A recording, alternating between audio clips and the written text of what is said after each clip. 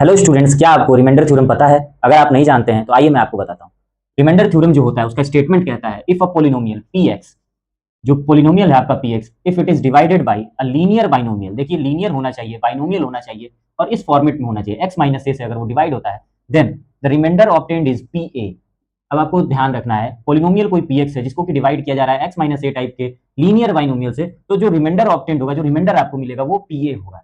यही इसका स्टेटमेंट कहता है। अगर आपको नहीं समझ में आया तो आइए एक एग्जाम्पल से समझते हैं। एग्जाम्पल में हम देखेंगे, सपोज कीजिए आप कि कोई पोलिनोमियल पी एक्स है जिसकी वैल्यू है 2x³ minus 5x² plus 3x-1। अगर इतनी किसी की वैल्यू है किसी पोलिनोमियल की, और अगर ये डिवाइड होता है, इज डिवाइडेड बाई, अगर इसका डिवीजन मैं करा दूं x-1 से, तो फिर रिमाइंडर क्या होगा?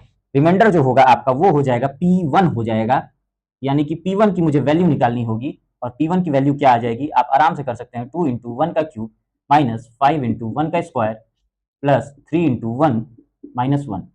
जब आप इसको सॉल्व करेंगे आपको मिलेगा 2 माइनस 5 प्लस 3 माइनस 1। यानी कि आप देख सकते हैं 2 प्लस 3 5 होगा, माइनस 5 और माइनस 1 माइनस 6 हो जाएगा, एंड 5 माइनस 6 जो होगा वो आपका माइनस 1 आएगा। इसका मतलब है कि आपका रिमाइंडर ये जो होगा वो -1 होगा। ठीक है, आपको ये जानकारी कैसी लगी?